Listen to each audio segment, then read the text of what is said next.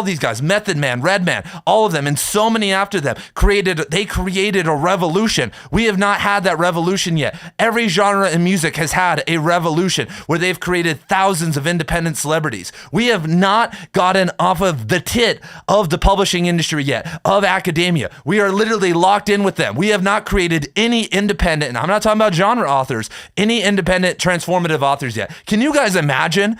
God, every other genre solved this problem 30 years ago, and it's because no other genre had the support that writers have had from the government since the 1950s and 60s. MFA programs, fellowships, grants, the publishing houses, all of these groups have been subsidized, and it has created a culture where we have forgotten the people. We have forgotten what matters, and that is our literary culture right now. It is a literary culture that is trying to appease the committee. It is trying to win the prizes. It is not edgy. It is not trying to write bombastic and wild stuff. That's what these authors did behind me, because guess what, you guys? The system is shrinking. There is less and less money. They are cutting humanities programs, slash. The publishing houses are going bankrupt. There's less and less money.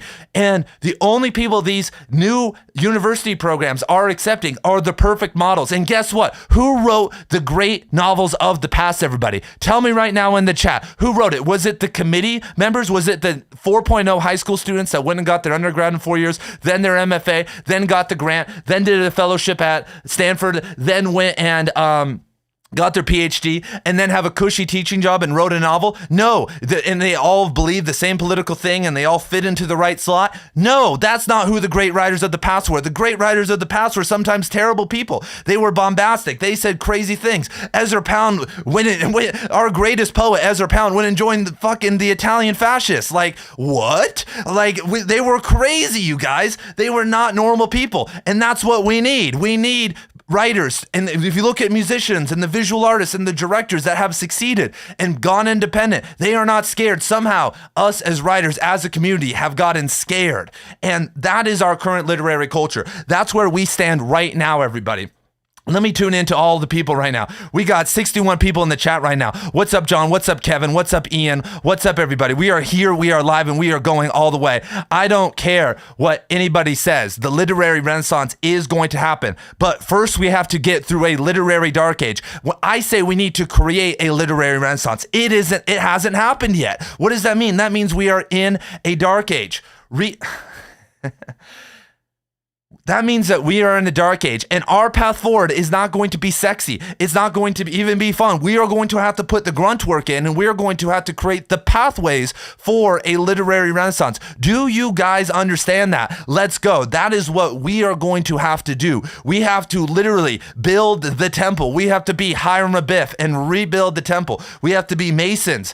Just joking. But literally, that's what it means. We have to literally be builders. We have to rebuild a path or a temple for writers to live in. Right now, there is nothing. It's tarnished. It wasn't real in the first place. It's Babylon, bro. It's crazy. So the first step is that we need not just writers, we need readers, because readers are just as big of a problem. Right now, there are at least tens of millions of readers who speak English this year, that are going to read a classic novel. Do you guys understand those numbers? 50 to 100 million people this year are going to read a literary fiction book in the English language. That is a ton of people, but almost none of them believe in modern writing. All of them have been bamboozled by the modern publishing industry and read crap like you have and been like, wait, I don't want to read this. I would rather read David Foster Wallace or Jane Austen or whoever. First of all, we need modern readers to wake up and support modern writers. There needs to be a conjunction. Modern writers need to get out there and get their voice out there and go independent. And then readers need to support them. It needs to happen synonymously. We need to have that union, because right now there are writers out there. And I know this because, guys, I am the most hype promoter of books anywhere online right now. Name a person right now who is doing what I'm doing, who's speaking like I'm speaking about books, and I can guarantee you that you can come up with nobody. But guess what? When I talk about new authors, when I talk about John Pastelli, everybody, when I talk about John Pastelli and say, hey, here's a guy who released a book this year that's as good as any of these books behind me, nobody goes and buys the book. Everybody wants, because you can't tell your friends. You guys can't go tell your friends or check off the list that you read John Pastelli's book. You can, though, if you go read.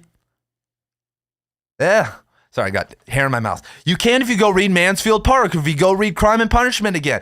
You can go on this little snooty checklist in your mind if you go and support all the old people. You can feel like you are getting smarter. We are refusing to support new authors who are coming out there. Mark Danielewski, who wrote House of Leaves, he just released a 1,300-page Western named Tom's Crossing, which I'm reading right now. That's really good. Nobody cares. Nobody is talking about it. Our literary culture has been killed, and we, first of all, can't even support new people. We don't have anything for them. It's insane, you guys. It's absolutely insane that we can't pull it together. And so it's going to require writers to make readers care, but then readers to take a step toward the writers and say, you know what? I'm going to support you. And it's odd because of this. It's easy to support a musician. I'm just going to be honest here, you guys. I can listen to a musician and buy their merch or go see their concert, and it doesn't feel that weird because I get to control what's happening. When I listen to a modern artist, they make me feel something, right? But they're not really in my mind, and I'm not in their mind. The same with filmmaking. Filmmaking, the biggest difference between film and books is that film does not have interiority. I don't get to explore interiority anywhere near the interiority I get to explore in a novel, and we care about interiority. We want to get in people's heads. That's the only thing we can do. We can read body language, we can do all this, but we can't read someone's mind. But with books, we can be inside someone's mind and go at it in depth, just this massive amount of depth. And what's crazy, you guys, is that it's somewhat hard. I think that there's a modern resistance. There's this anti-influencer, anti-guru, grifter, CoffeeZilla culture, which is cool, but at the same time, this nihilistic, doomer, cynic, ironic culture that was raised on Family Guy does not actually want to be transformed. They want to listen to Andrew Huberman and optimize. I'm so optimized. Look at me. I take magnesium, Apiogen, and L-theanine, and I go to bed, and then I wake up and get my 20 minutes of light. Everyone wants to be optimized. Everyone wants to be classic. Everyone wants to be a goddamn aesthetic, but nobody wants to be a soul jaw. Nobody wants to actually be transformed and actually have a spiritual experience.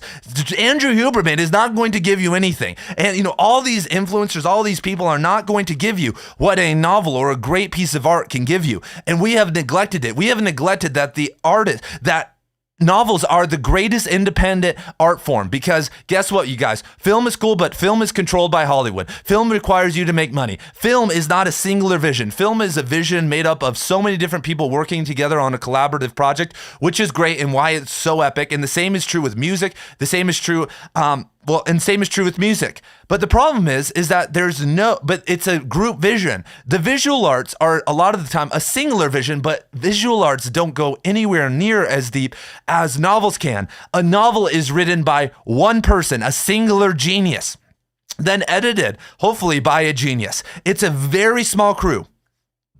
It's a voice that hasn't been censored, that doesn't need anybody else, and it can go right into our mind, and people are scared of that, everybody. Most people do not want to confront a modern author because we can't do, John Pastelli, you see him and he's just a random dude, and you have to get over that this guy is smarter than you, he's a better writer than you, and he knows all about you, and he just got inside your mind, and you got in his mind. It's kind of like, what? It's easy to do that with dead authors. Like, oh yeah, David Foster Wallace, because he's dead. It doesn't matter. You don't have to you can come up with opinions, but when it's a living person, we're so fast to tear them down. We're so fast to come up with anything and that's wrong with it. We're so fast to deconstruct and destroy. That's the root of Logic Bros. That's the root of deconstruction. It is a non-belief, a non-trust in humans, a non-belief in spirituality. That's why so many of them are atheists. That's why so many of them are cynical and doomers and willing to tear the entire system down, because they are not believers. They are not builders. The literary renaissance is about building. It is about growth. It is about looking back at the past like the original Renaissance did, everybody, and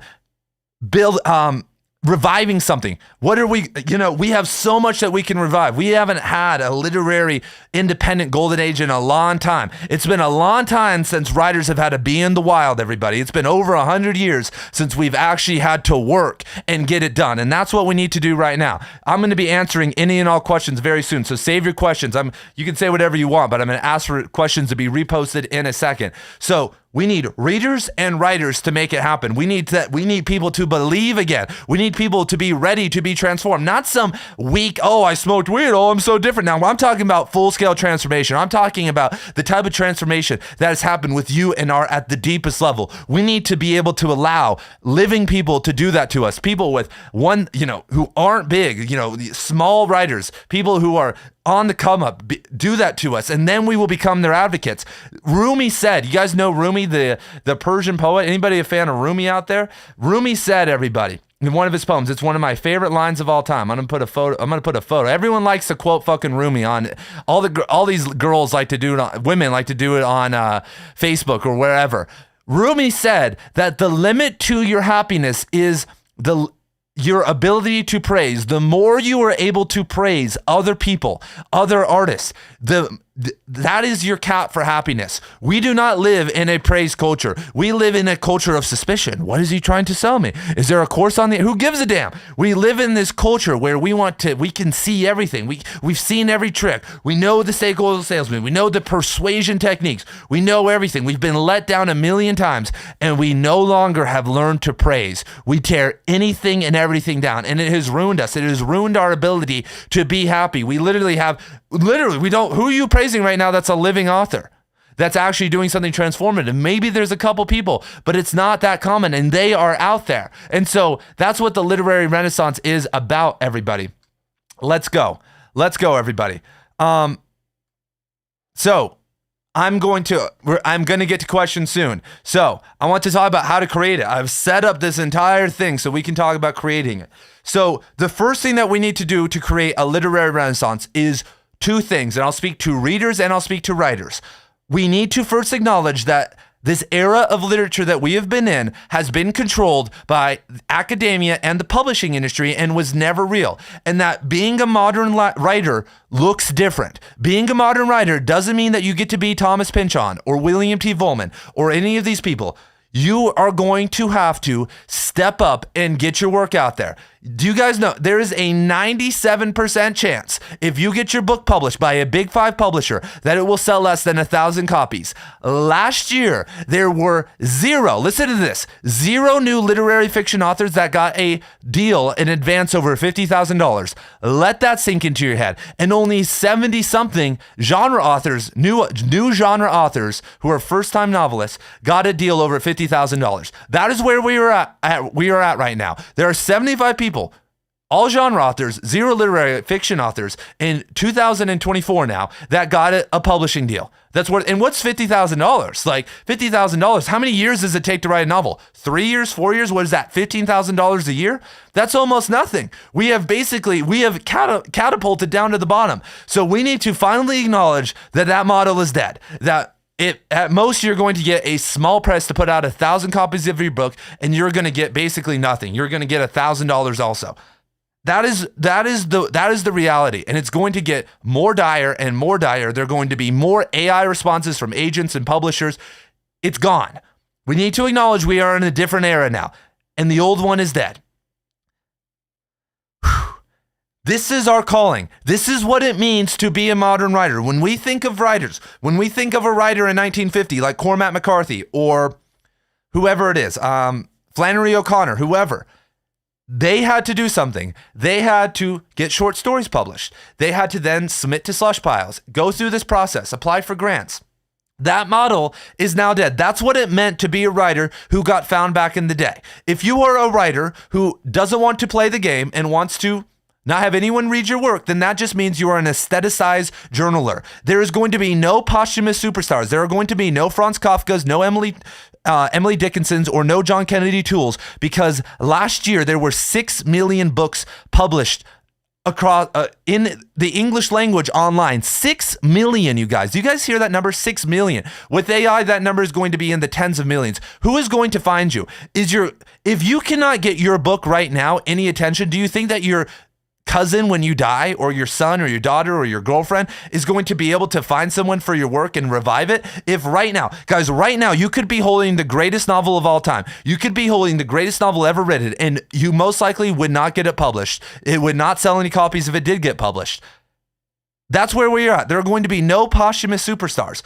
So there is a new conception of what a writer is. We have refused to evolve. This is our calling. There has to be a new mentality. And I'm going to talk about that here in a second. We have to shift into something new, because if we hold on to the old, it will end. Because what people don't realize is this. You guys see what's happening in the economy right now, right? Is the economy looking good? Is it looking like we're on the way up? No, the middle class is getting squeezed out. Inflation, all this stuff is happening. It's not looking good.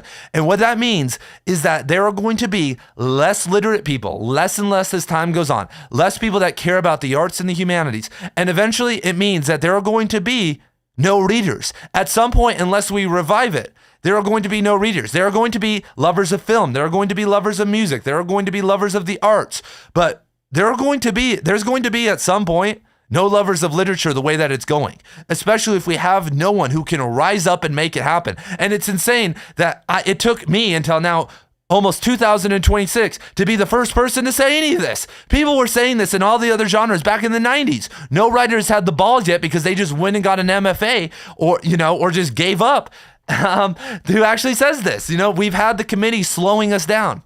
So we need to acknowledge we need a new mentality. Readers also need a new mentality. And so our first step is that we need to start taking concerted action together. We need to have a plan. We need to do something. We all need to do something in unison together in a specific place. And that place is Substack.com. I don't care what you say. Substack has a million problems. It is a private equity company. The algorithm isn't very good. There is no other place online right now that is better for writers than Substack. Point blank. Poetry, nonfiction, fiction. Nowhere else. Literally, there's no one even close. We all need to get on the platform and support each other and start taking action. We need to meet somewhere. We need to create, for instance, like rappers back in the day would be burning CDs, sharing it online, using the system, using the algorithm. We need to have a place to meet, just like musicians right now are on certain platforms. Our platform, for the moment, is Substack. That's where the literary renaissance is happening. That's where my free writing workshop and school is going to relaunch, I should say, on January 5th. That's where we are going to create this first step of getting out of a literary dark age. We cannot be scattered. Royal Road is nothing. Having your own WordPress website is only good if you can drive people there because you're already a superstar. We need to be on a place where people have an account, they have the app, there's a synonymous uniformity to it, people have the ability to pay you, and you have the ability to amplify your work with a Twitter-like feed, with videos, with podcasts, with countless other things. We need to get on one platform. That is Substack.com. I do free live streams on Substack almost a couple times a week, I should say. I want to start doing it every single day. We need the platform. We need a place. We need to collectively get there and stop our bitching. We need to, and guess what, you guys? Not everyone is going to make it. What does a culture mean? What does a literary culture mean, you guys? Think about it. What is a culture? Is everybody in hip hop culture rich? Is everybody in hip hop culture a rapper? Is everybody doing that? No. 99% of people in hip hop culture are doing no rapping, no producing, none of that. What they are, though, are patrons of the culture. They are supporters and amplifiers of the culture. What they do is maybe some of them rap, maybe some of them have interests, but all of them go to the place. All of them show up at the concert. They listen on Spotify. They go to Bandcamp. They go wherever, and they all build the culture. They wear the merch. They dress a certain way. They talk a certain way. They go to certain forums. They do certain things. It's a culture, and it takes a huge amount of people to build it. And there's a general idea of what that culture looks like. Right now, the only literary culture we have, as I talked about at the start of the video, is this academic repackaged culture that nobody gives a shit about, that people laugh about, that nobody cares about unless they already are really in deep with reading. We need to create a new culture that requires all of us to do something, even if you're not a writer. It requires all of us to read, to believe, to go somewhere where the culture is going to be taking place. In your own hometown, that is open mics. That's you creating a zine. That's you doing something, anything to make it happen, or supporting the people who are doing it. Online, it has to happen on a website. Substack is the only website it can happen on, because Substack is the only social media website that services long-form written content that also services poetry. There's no other website that's as clean and as effective for bringing people to long-form writing, aka your poetry, your fiction, than Substack. And there's no better place to be a reader than Substack online right now. Boom.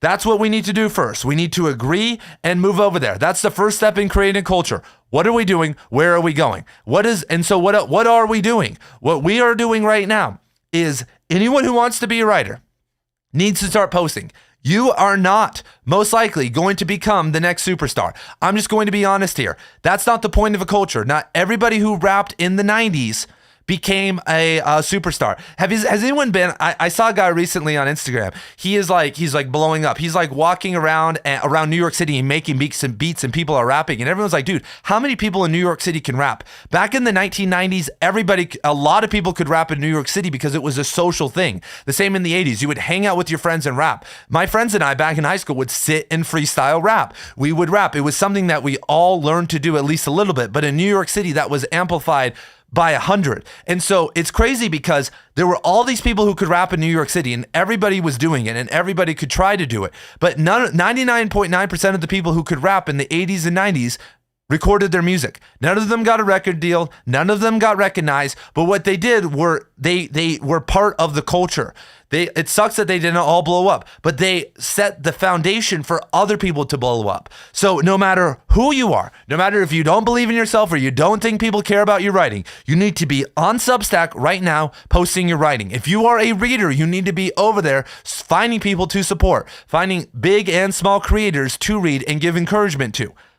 Because like I said, not everybody's going to make it. Not everyone's going to become the next literary celebrity. But we need numbers right now. We need people believing, because the reason we got the Big L's, the reason we got the Biggie Smalls, the Tupacs, the Dead Prez's, the Immortal Techniques, the Wu-Tang Clan, RZA, all of those people was because so many people were doing it. And then the most talented people rose up. There was a foundation for them to stand on. And eventually the talented people found their way through and, made it happen. And so that's what we need to do. We need to give.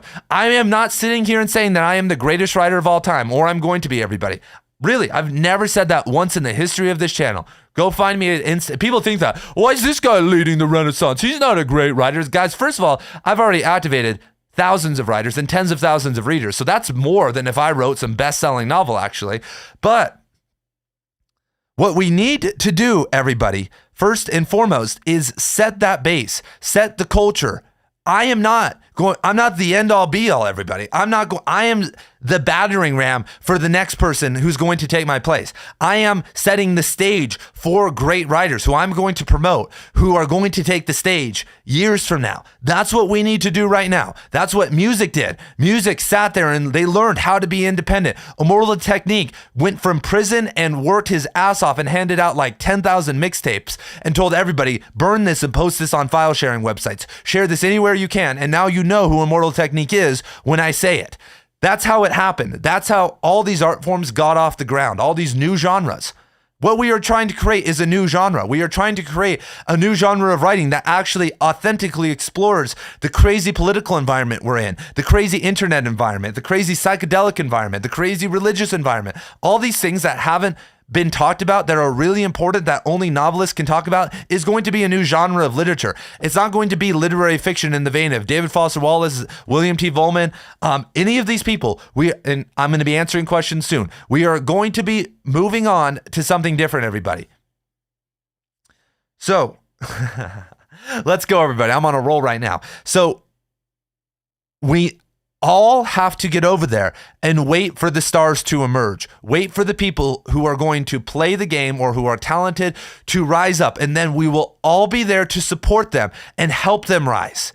And what's great is that there is no censoring here, you guys. The problem is that people like Cormac McCarthy got published, but his books were only selling 1,500 copies until he finally broke out in 1992. If we find someone good For instance, like there are so many rappers who made it out of the woodwork because they were just good. If we find someone who's good and we have enough people, we can literally lift them up and make them full-time like that. We can turn them into a superstar. Right now, we don't have that ability, literally. If you were the greatest writer of all time, and even if I said this guy's the greatest writer of all time, everyone goes, we wouldn't have enough people. We need a strong group to lift up our stars. And what that means is that we are censor-proof. What that means is that we are creating a culture that can amplify people. We don't have that right now. That's our first step. We need to break free and become independent. Being independent means that whoever we want as a culture to become our hero, to become our person, we can make that happen for them. That's what we need to do right now. We need writers, anyone and everyone on Substack. We need readers, and then we need patrons too. We need these Medici family individuals who are willing to finance or buy the hardcover edition or support them, do whatever. That's what we need right now. Boom. That's the next step. That's what we need to do. Get together. Number 6. Sorry. I have all this stuff in my head, literally, you guys. People post like these random rebukes of the literary renaissance. And first of all, why would you not? If you don't think the literary renaissance can happen, there are two things. Either you are supporting academia, you are just a doomer, or you're a logic bro. And guess what? What if you're right? What if the literary renaissance can't happen? Where do we end up? Just nothingness? We just fall into a literary dark age forever and we're just dumb forever? That's what happens.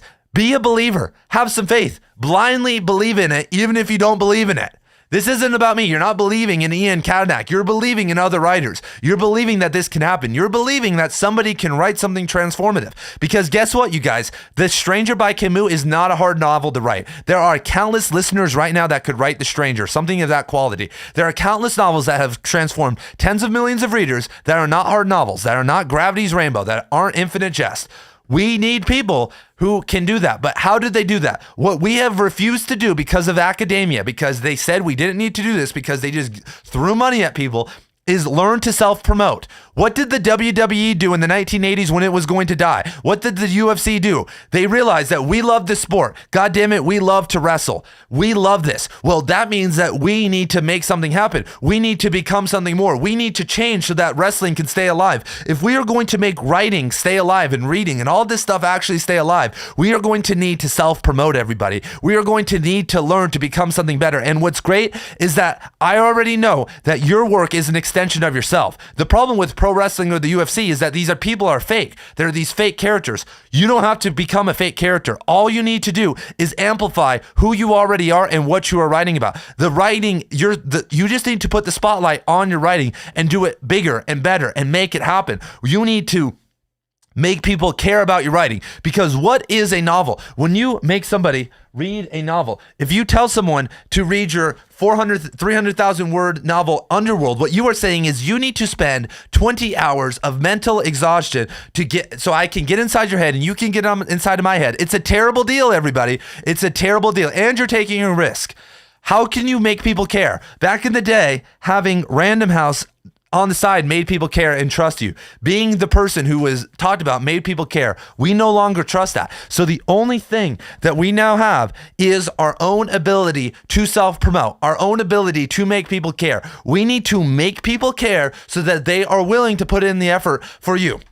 You guys care about me, care about the message. And so you are maybe doing something else, listening in one ear, doing chores, doing something, disagreeing with what I'm saying, but still going along because you care enough about me and my message, because I have made you care. I have learned to make you care. I've put in the work to make you care. I've been thinking about doing what I'm doing right now for over a decade, talking about it, believing in it, trying to make it happen, activating other authors, creating a renaissance, because I hated my writing program. I hated university. I hated those kids, and I hated what they stood for.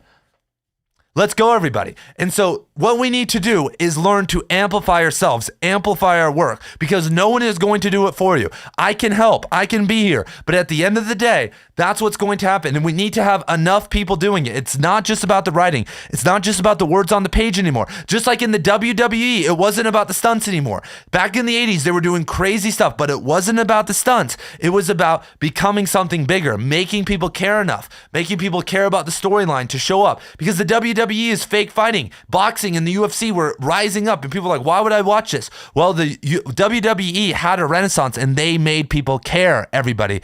That's what it's about. We need to get over this idea. Self-promotion can be a vessel to the highest level of creativity. And if you cannot get down with that, then you are going to remain unread. Then no one is going to know who you are, and you are going to be an aestheticized journaler for the rest of your life.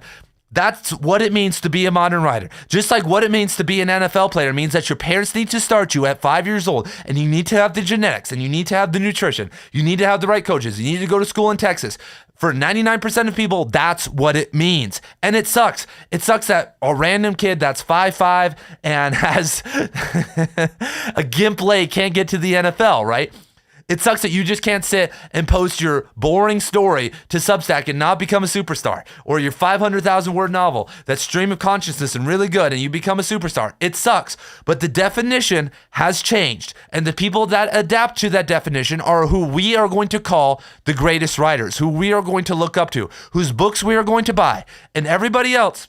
Like I said, you could be a part of the culture, you could be a linchpin, or you could be someone who helps, but you are not going to be read and you are going to be forgotten.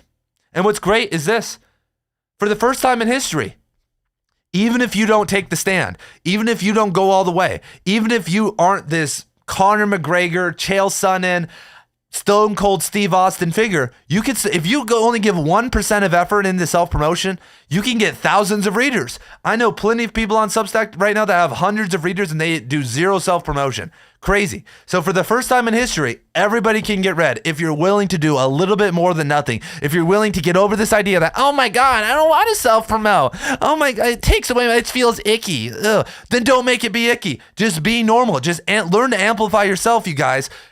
That's all I'm doing right now. That's why you are listening. I learned to amplify my message and make it better, make it more charismatic, sell the vision more. But I didn't watch any sales videos. I didn't learn any persuasion techniques. I didn't read any books. I just learned to care enough about it to say, okay, well, I'm really going to have to learn to sell this because nobody cares right now. So I got to do a better job. We have to do that with our writing and with our approach to promoting our writing.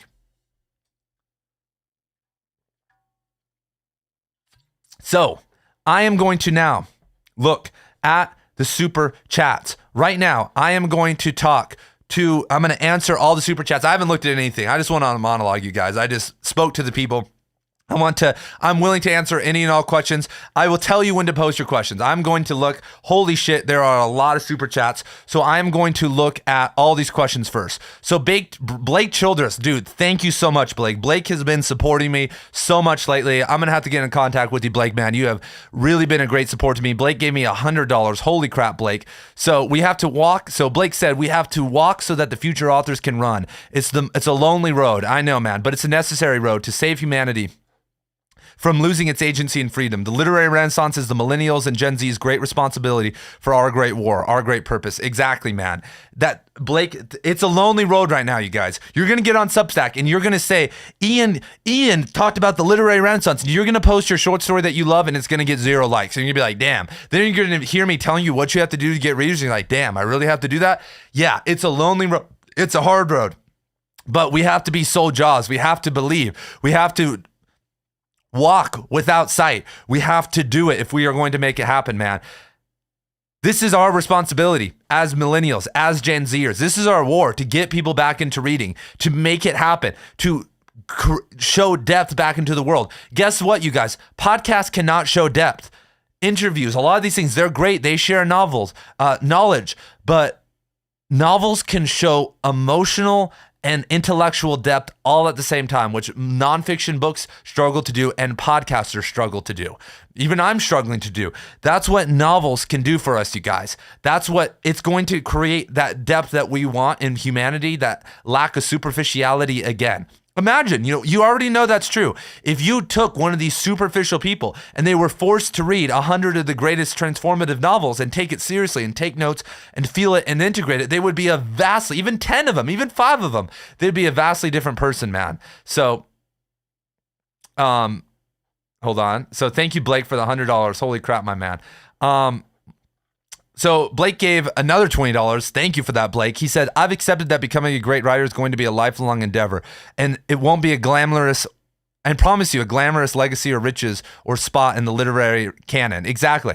It's not going to be glamorous, but I can guarantee you this, you guys, that if you try, tens of thousands of people will read your writing and support you. Like, it's not that hard. Like, it's actually crazy, you guys. Like, it's tens of thousands of people will support you. Like, by at least thousands, and at minimum hundreds.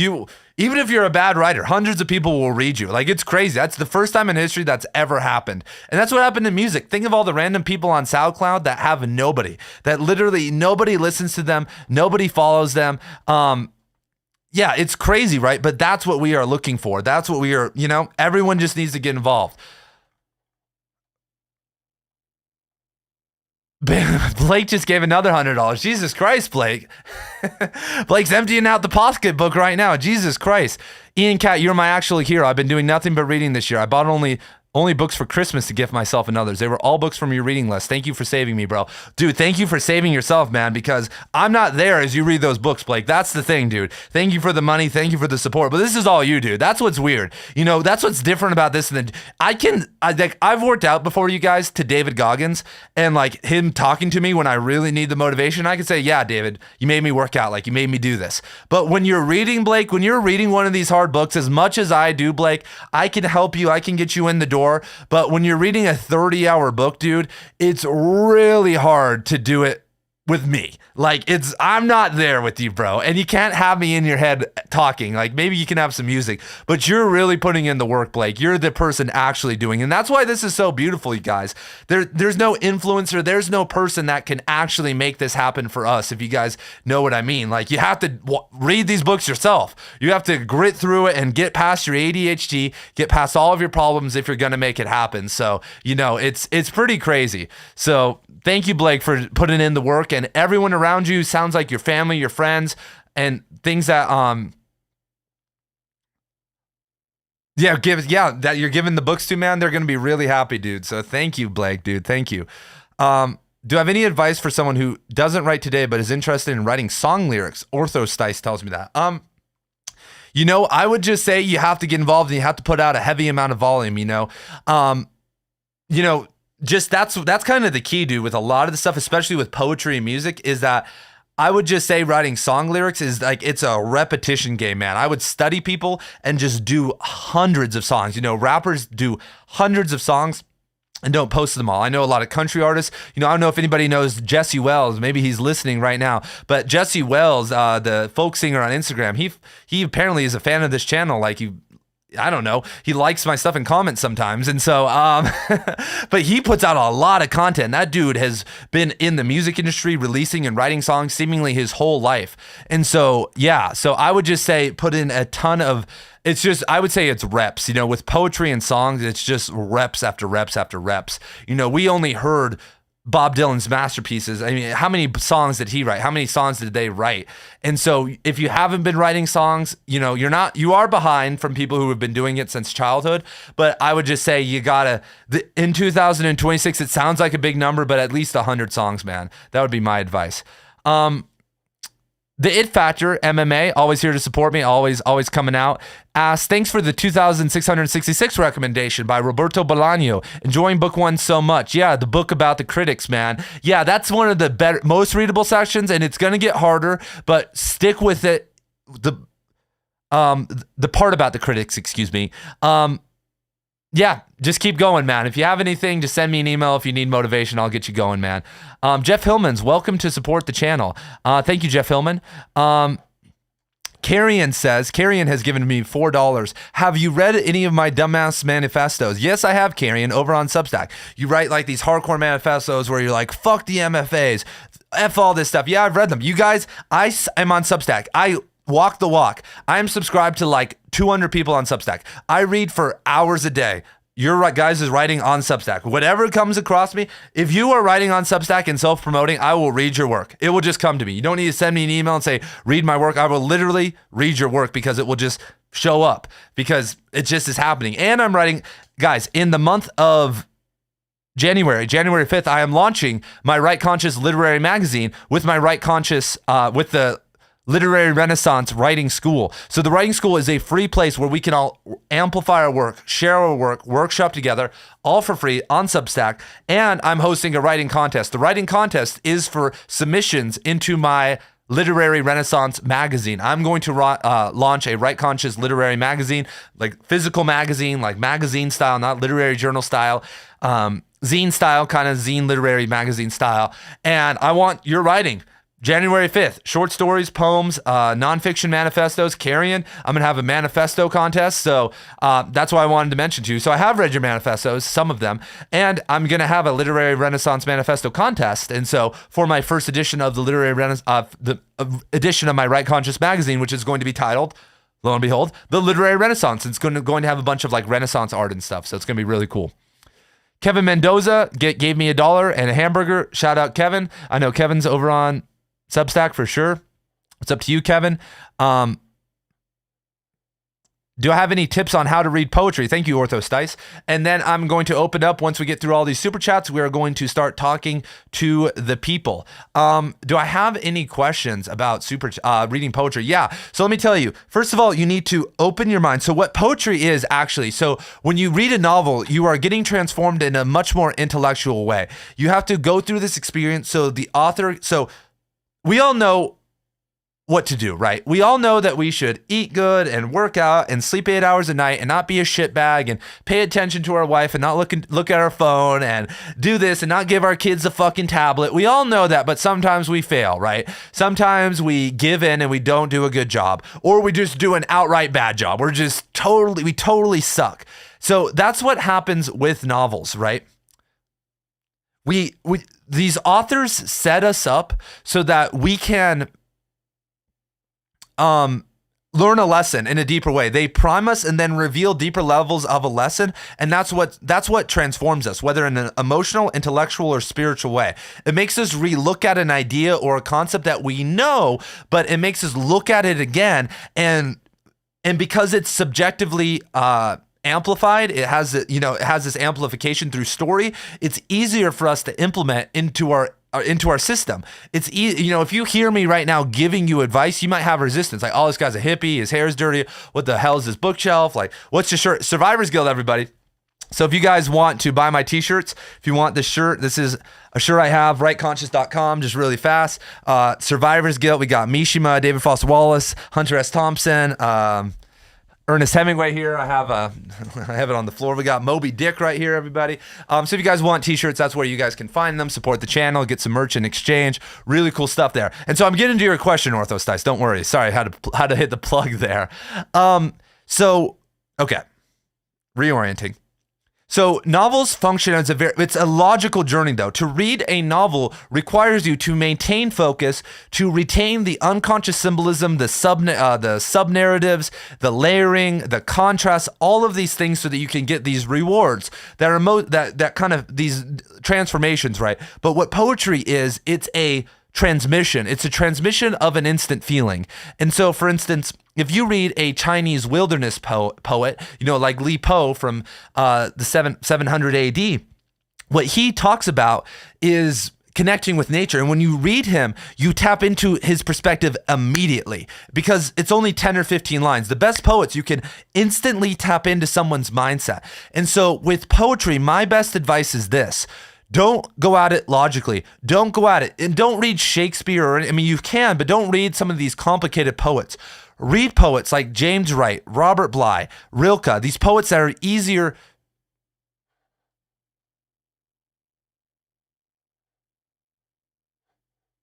Excuse me, I cut out for a second. These poets that are easier to read. And when you do read them, have an open mind. Be willing to see their perspective. Act like you're at what you're doing when you read these poets is you're seeing reality through their perspective and you're trying to feel it. You're trying to actually see it. You're trying to frame reality through them. So why would you read some classic poem like Paradise Lost about God, which is a great academic exercise? You should rather be reading something that is going to open you up. And so first of all, to read poetry, you need to pick good poetry. You shouldn't be listening to Adam Walker and reading fucking Robert Browning or someone from the Victorian era. You should be reading something. I can provide some names. I already have provided some names. Juan Ramon Jimenez. Let's talk about Spanish poets. Lorca, Juan Ramon Jimenez, Cesar Vallejo. I'm trying to remember. Pablo Neruda. Read people like them. James Wright, Robert Bly in America, Theodore Rothko, whatever his name is. Blanking on the name. Sorry, I'm under the lights. My pronunciation is only going to get worse. I already did another live stream on Substack today. Other poets, Mary Oliver. I'm blanking on Ezra Pound, T.S. Eliot. I mean, I could just name poets all day. Read someone who's good, right? And then try to see their perspective. Use it as a transmission, right? Try to feel what's happening. And when you do that, man, that's when poetry really starts to click because it's instant. It's like music. Poetry can function. When you listen to a good song, right? It can elate you. It can make you sad and more nostalgic. It can make you, it could be a lot of different things.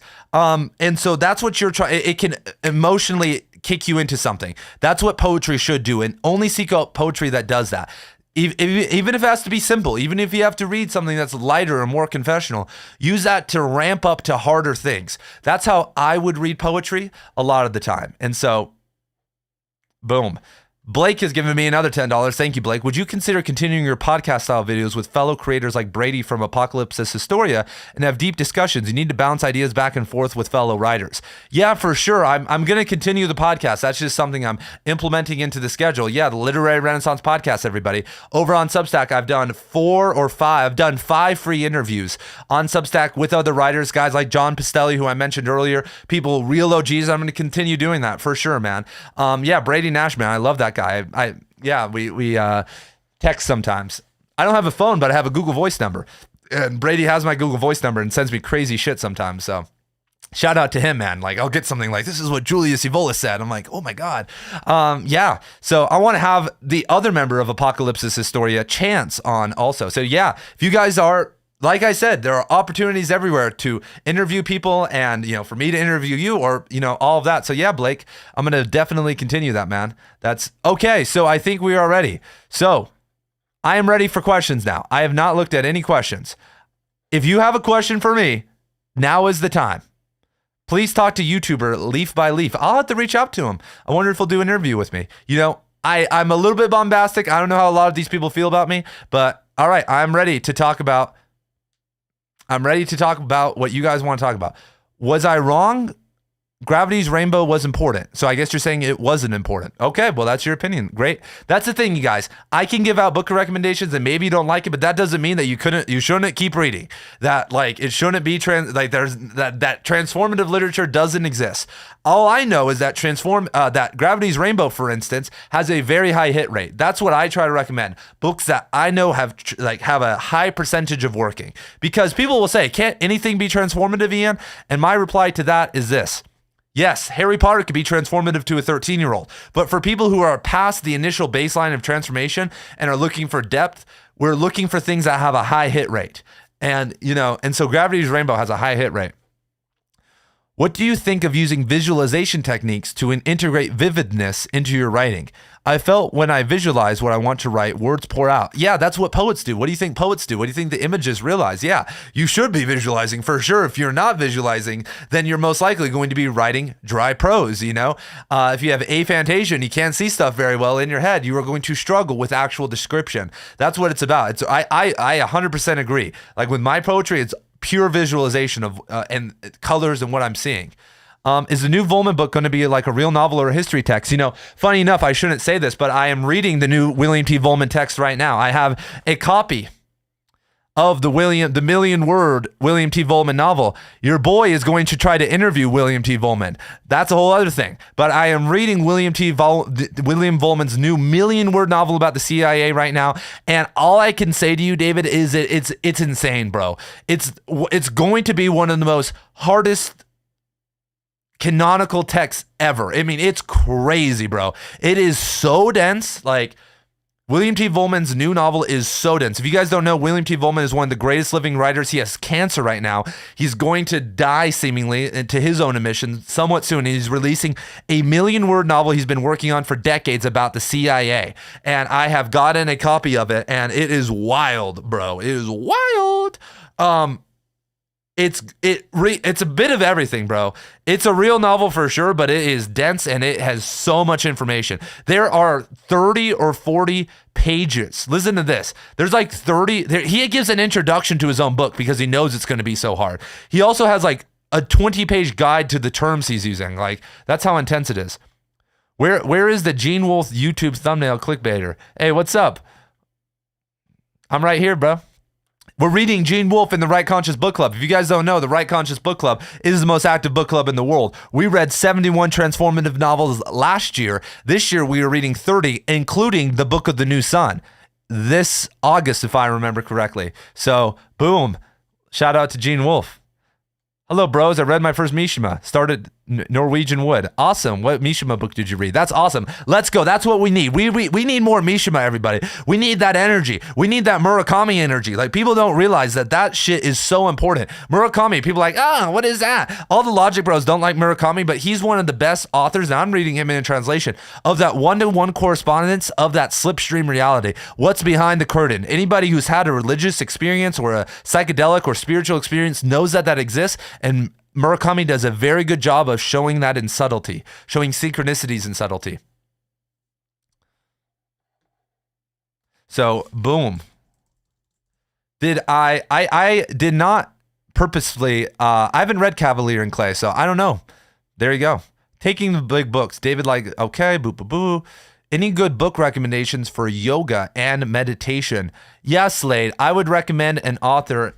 Why don't you send me an email? I have a book list for you, dude. I could just sit here and rant, but I'll send you a book list, man. What's up, Slade? How you doing? Thank you for all the support, Slade. Just send me an email, man, and I'll hook you up. Or a Substack message, either or. Have I ever read Almafuerte, best Argentinian poet? I have not, but I will add it to the list. I go through all these chats and look at everyone you guys recommend and add it to a huge bookmark. I literally have a bookmark with hundreds of people you guys have recommended me, so... I agree, Jingle Jam. Is Confederate of Dunces a good classic if you're just trying to get into reading again? I would say it can be a little bit hard. It's not hard, but it can be a little bit... it could be a little bit like tedious. Like, I really like the novel and it depends on your disposition. I think that it's a good place to start. I mean, if you're just getting back into reading, why don't you go like read The Road by Cormac McCarthy or something if you're just trying to like have an easy read to get you into the game. It's not going to be like, oh my God, this is the greatest thing I've ever read. I don't know if you've read The Road. That's what I would recommend for just came right to my head. You have a name, Gunmetal Tape, some Guns, Road. Okay. Does it matter if you are a college dropout? I'm 27 years old, but I want to take on the lifelong challenge of becoming a writer. Well, Blake, I didn't graduate college with my undergrad until I was like 26, bro. And like, it did nothing for me. Like, it just set me down to it set me down the teaching rabbit hole, which was a waste of my time. I should have just been doing this more hardcore, believing in myself more, believing in my writing more, and just worked like anyway, it doesn't matter, bro. If you're a college dropout, dude, you're good, bro. College, you don't need college, bro.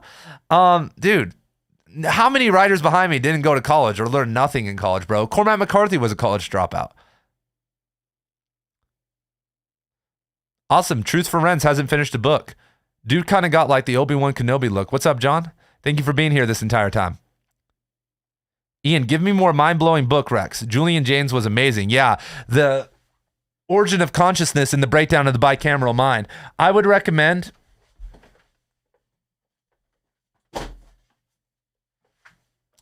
Got those yellow shorts on, everybody. Got a match. So I would recommend, if you haven't read Wilhelm Reich, if you like that, The Mass Psychology of Fascism. And then once you finish this is a little bit light. Wilhelm Reich is a protege of Freud, and he took a very, very sexual view on Freud's teachings. So very hardcore stuff. But once you read this, then you could read this. This is called Male Fantasies by Klaus Stelowit. This is basically an analysis of the psychology of fascism, like actual like Nazi fascism at a really deep level, at like a weird level. level, bro.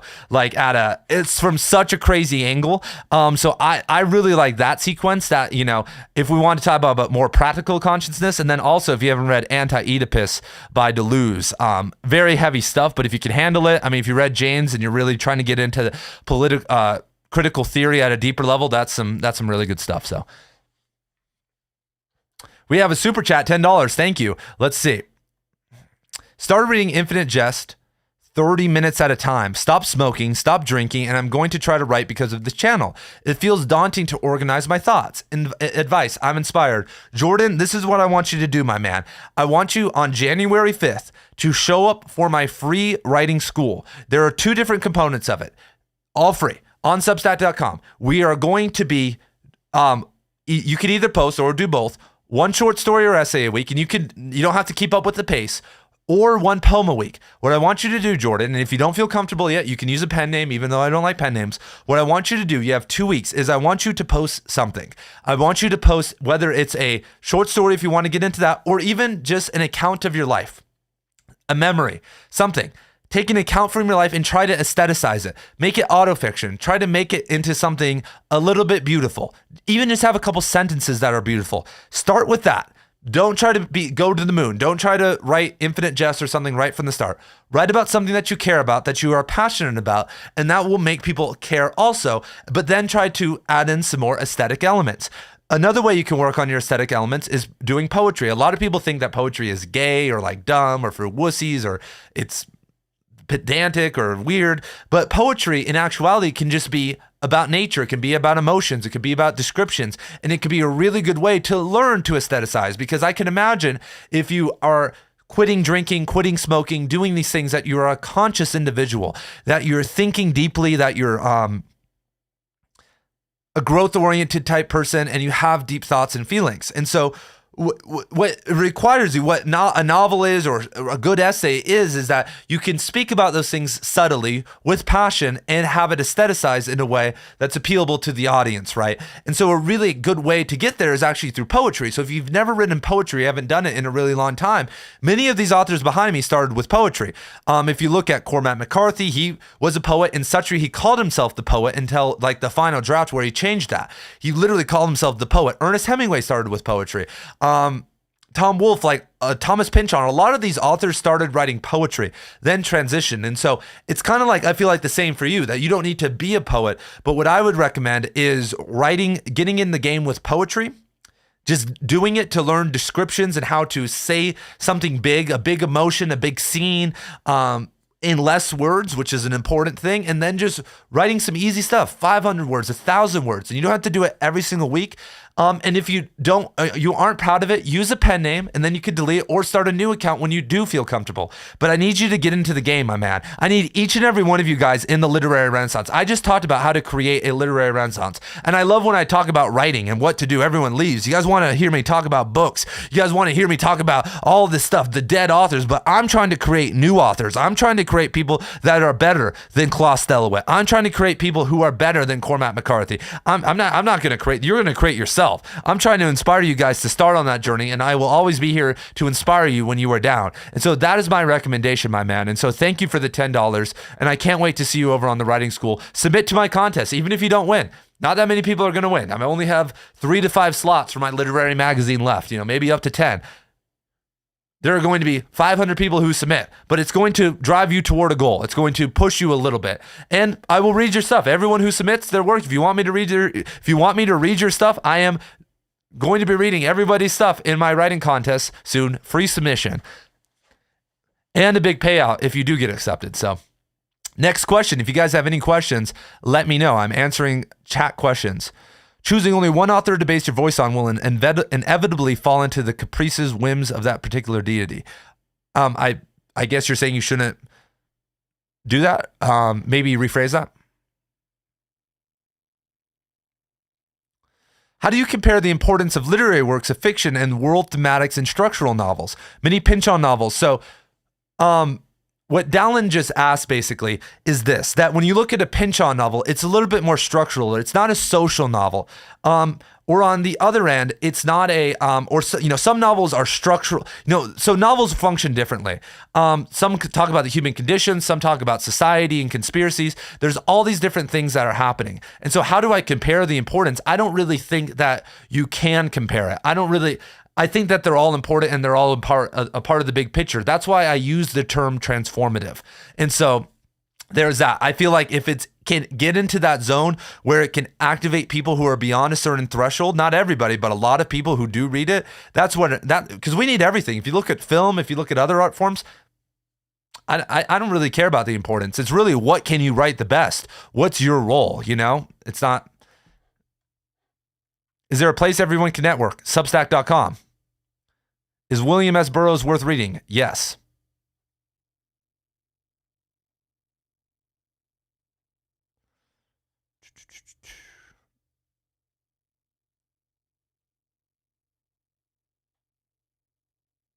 Yep, exactly. The new counterculture is being focused, everybody. The new counterculture is actually getting something done and helping people, not optimizing yourself. Orthosize thanked me. Yeah, thank you, Orthosize. Thank you for reading. I'm sure you and your wife, are having a lot more fun. Lines made for memory. Let's go, everybody. I agree. What are my thoughts on Thomas Wolfe? I love him, man. My daughter just ripped up his book. I can't put his book up anymore. I have his book somewhere around here. Yeah, I love Tom Wolfe, man. Look. My daughter is a toddler, got a hold of Tom Wolfe and ripped him up, so he's going to have to be retired. So yeah, I love Tom Wolfe, man. He's one of the best limited close third-person authors. Should I keep reading Don Juan after book 4? Yeah, dude, just complete the whole series. You don't have to read the Dream book, but keep going, man. Keep going. It's good for you. It's good programming, man. Obviously don't fall into the cult, but keep going, dude. Warrior's Path. Let's go. Other than Shakespeare, you cannot find one author to unlock all the answers to all of human nature. Okay. That's probably true. Is there a limit of how many novels you can read at once? 71 novels of large length seems to be super high. I read those across a year, not at once. Plus, I do this. Plus, I'm a killer, you guys. I literally do this full time. I'm literally reading, writing, running book clubs, doing this literally all day, every day. Like, you guys have helped me go quit my teaching job. So, Norwegian Wood, that's awesome, man. I love that book. Marina Karlova. Okay, Gordamorius, thank you for being here. Shout out to you, Gordamorius. Haven't seen you in a minute. What do you think is the most dangerous working writer thinking right now? Dangerous in a good way. William T. Volman. I'm reading his 1,000,000-word novel in the CIA. That dude's dangerous, bro. That dude, no one is talking about the CIA like he's talking about a 1,000,000-word novel, you guys. The inner psychology, the inner workings, everything you can imagine from the most intelligent writer in the world right now. Literally the most intelligent author. Talented, hardworking, crazy. What is the last book that made you deeply emotional or cry? All the Pretty Horses made me cry the other day. Like, that book always gets me, man. Oof. This is awesome. Thank you, John. Ever read The Invention of Moral? I don't know.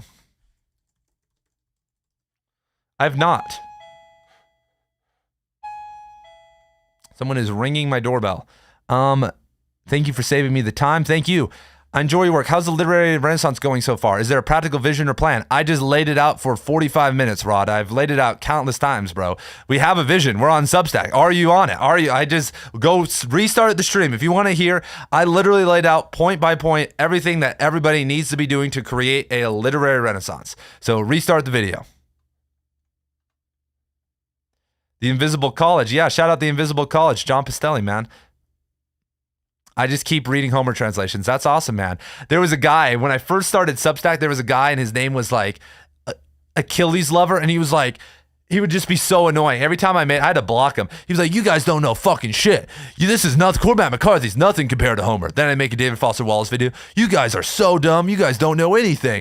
Homer's the best. And like, I was like, okay, I'll deal with this. But then he kept going. And then it was like months of him just being all about Homer. I was like, okay, dude, I'm blocking you, dude. I don't need to hear this. Then he started sending me emails. And I was like, oh my God, dude. He's like, you think you can keep Homer out? Homer's the greatest. And I was like, oh my God. Only one billionaire has a PhD. Yep, exactly. Is that Listen, Little Man by Wilhelm Reich? No, that's this Mass Psychology of Fascism. Listen, Little Man's an awesome too. Explain Anti-Oedipus, not this stream. David Lynch was a conspiracy theorist. Of course he was, dude. Anyone with a brain, dude. Like if you don't believe in like the JFK stuff, like you're crazy, but that makes you a conspiracy theorist. That literally makes you going against something that the government, the CIA won't admit. What did I think of Celine? I love Celine. Journey. Yeah, we're reading Celine this year in the Right Conscious Book Club, man. Yeah, I love him. That's why I put him in there. My older brother is a doctor. My sister is a nurse. So I'm self-conscious. Yeah. Blake, I'm sure you listened to my recent Cormac McCarthy video where I talk about on Substack the letter he sent his father and his father sent him about him breaking, you're in that similar cycle, man. But be a craftsman, commit yourself. And yeah, dude, like if you ever need any encouragement, just email me, man. Just tell me what's up, man. I got you. I was like that too, dude. I was same thing, man. Like, and it's turned out good for me, but it didn't for a while, dude. We should read the books they turned into movies. Okay. I watched Line in the Water. Inherent Vice. Nice. That's great to know. Bellani is a good example of a poet. Exactly. Do I have a Twitter? Yeah, I'm actually starting to post more on Twitter. So I have an X. Yeah, Twitter, X, whatever. Right Conscious is the name. On Instagram, I'm literally going to do I'm going to rank Cormac. I'm going to do a Cormac McCarthy reel tonight. One of the big things I'm going to do is start pushing on the other platforms because like I feel like I'm the hottest literary fiction spokesman on YouTube right now. And so I have to go hit that on Bookstagram, Book Talk, and X. So reading through questions. If you guys have any questions, I'm going to be getting out of here pretty soon. So ask me. I'm rolling through them all right now. Let's go. Thank you, Christian. How do I submit for the contest? Join Substack, subscribe to me, be there January 5th. It will be open for a couple months, the Right Conscious Literary Magazine. January 5th, everybody. Have I ever heard about C.S. Lewis and Tolkien being fake Christians? No, but I'm going to look that up immediately. Wow, I would love to hear about that. Jill Roberts is my GF. January 5th, Right Conscious Substack. Just be there, subscribe, or just go check it if you don't want to subscribe, and I will be giving out all information there. What do I think of Hermann Hesse? I love Hermann Hesse. I've read almost all of his books. We read 2 of his books last year in the Right Conscious Book Club, and we're going to read another one this year. Love Harlan Ellison. Deathbird Stories made me cry. Deathbird Stories is one of the greatest short story collections of all time. Harlan Ellison is one of the greatest short story writers of all time. Maybe take a breath. Thank you. Thank you for the advice. What did I think of Lorca? I love Lorca. I'm writing a book right now named Mystical Spanish Poetry, where I'm translating mystical Spanish poets, and Lorca is a part of that group. That's what all of my books are going to have, my poetry and then other people's poetry that I know is transformative, so I can guarantee that everybody gets a hit. Is there good software for writing? I use Scrivener, but you can use whatever you want, man. Gene Wolfe, advice on disconnecting. I'm about the same age as you. I own and operate a successful landscaping company, but I'm required to have a smartphone. You know, Justin, eventually if you're making $500K a year and that's what you want, and if you want to own, that's up for you to, offset that and find a man. If you're making $500K a year, eventually, if you really want to become independent, now I'm giving business advice. It's about finding someone else to run it for you, bro. So, I don't know. That's it, bro. If you want to disconnect, then you need to categorize every single thing in your business and figure out every single thing that you do and write it all down, systematize it, and then get someone else to do it for you eventually, man. Because you can definitely hire someone with that amount of money. What do I think of Latin American authors, pre-1980s? I love them, bro. Carlos Fuentes, all those guys. Juan Rulfo. Yeah, all of them, man. Way of the Peaceful Warrior. Yeah, shout out to that book. I'll check out the Hermann Hesse documentary. Thank you. Thomas Wolfe. Thomas Wolfe, not to be confused with Tom Wolfe. Okay. Thomas Wolfe. Yes, I actually have only read Look Homeward Angel, which I did enjoy, but I don't really have any deep thoughts for you. What's your opinion on Whitney Webb? I don't know who Whitney Webb is. Right Conscious Substack is the name. Is this like an invisible college, no formal boundaries? Yeah, there really is no formal boundaries here. Exactly. That's what the literary renaissance is. And if you guys don't know, I gave a 30-minute, 40-minute monologue on how to join the literary renaissance and what it means. I defined it and gave the practical steps to create it. So, start of the video. I'm just answering questions here. Have I read Ice? I have not, but I will add that to the list. What if your purpose is to be a Harold Bloom who champions and praises great authors? Exactly. I mean, that's one of my goals. I'm going to be a better writer than Harold Bloom, though. If you ever read his Gnosticism novel, I'm going to do better than Bloom. And I'm going to be a better promoter and also a way better writer than him, which I'm hoping to do. I just read Against the Machine. Thanks. Yeah, thank you for reading it, Ken. You're helping society by doing that and supporting Paul. I heard about Pynchon being that from a guy named Professor Hamamoto. There's a YouTuber named Professor Hamamoto. I only know about him because he mentioned me on his channel and someone sent it to me, but I listened to the video where he mentioned me and he did that. So his name is Professor Hamamoto. I don't know much about him. He did a video on Cormac McCarthy and I'll put his name in the chat, and Thomas Pynchon. So if you can look that up, he talks about that at length. Professor Hamamoto. So there's that. Your internet analysis literature video was super informative. Thank you, John. What about the KBGB's contributions to literature? Yeah, I was going to do that, but I was kind of like, that's just going to be too much. What do you think about the new animated Animal Farm trailer? Dude, that looks so dumb, bro. What the hell? But, Animal Farm's already kind of weak. George Orwell he's kind of just I'm not, he's really not that great of a writer, bro. He's good. He's only good because we were all forced to read him. We all know about him and have to like him, and he's fine. He's an okay writer. He's whatever, He's a good writer. I'm not gonna say he's bad. He's a great writer. He's a great writer, but he's really well esteemed, Shooting an Elephant's great though. I love reading that to my students, man. That one can make me emotional. As a teacher, Shooting an Elephant's really hard, man, to read without wanting to cry, which you can't cry or they'll, kill you, bro. Frank, it's either CIA or Frank Lloyd Wright. Yeah. Okay. Came by to salute. Thank you, Flying Guillotine. I haven't read the other Murakami's books. What do I think? I don't know if feels like I'm lagging right now.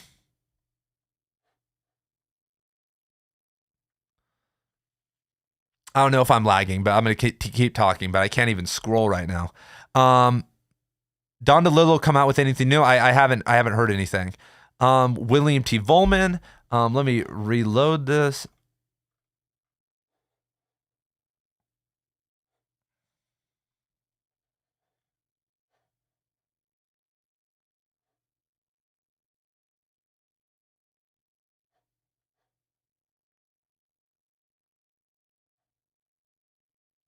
Sorry, I don't know if I'm still on the screen. Sorry, the chat's it's totally freezing. I don't know what's going on. I haven't had that problem yet. So, yeah, I can't really see anything. So I don't know if you guys can still hear me or what's going on. But Boombot Connect, everybody. It's not looking good right now for the live stream. So it's looking.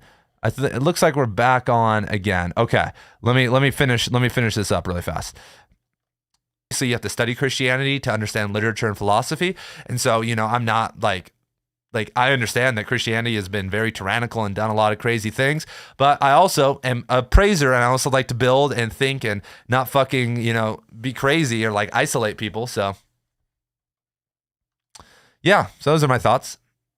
If you have another question, Jung helped artists realize that individuals had to contribute to the larger group. Exactly.